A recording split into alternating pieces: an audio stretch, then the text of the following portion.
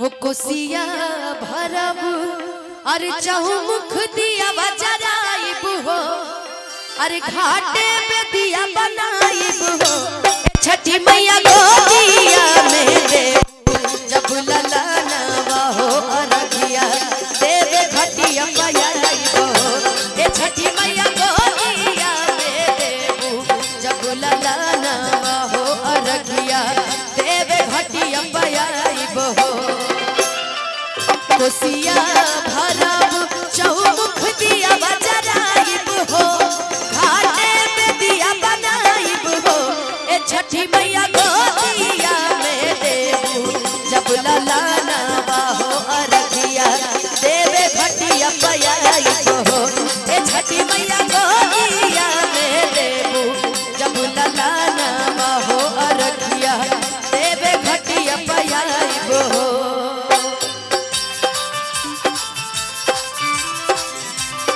Hello, एक आवश्यक सूचना गोलू राजा खाना खाने गए हैं।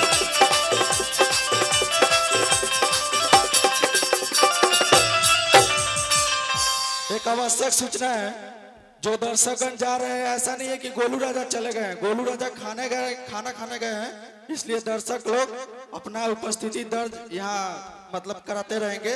ऐसा नहीं है कि कार्यक्रम छोड़ के आप लोग जा रहे हैं। गोलू राजा सिर्फ खाना खाने गए हैं। तो ये लोग भी खाना खाने जाएगा ना जी? हाँ, सब लोग खाना खा चुके हैं, तो आएगा जी। सब लोग खाना खाने कि फल फल हरिया से सुपवा सजाई अपना बलम जी के माथे पर उठाई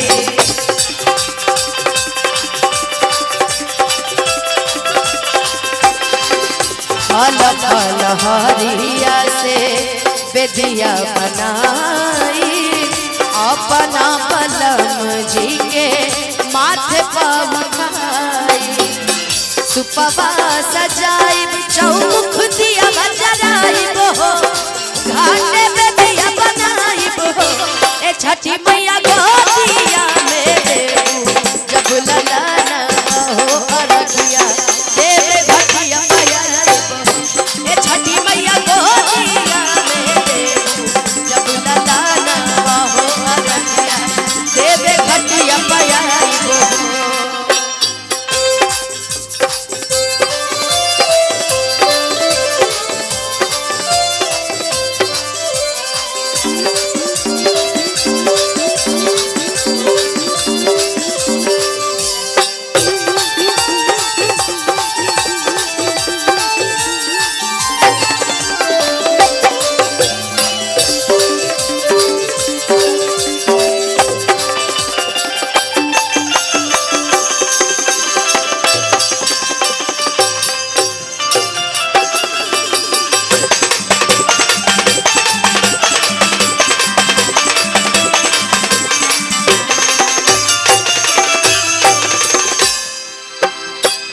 और जी अनुपमा के कैला कबूल हो देता ये छठी मैया सुनर एगो फूल हो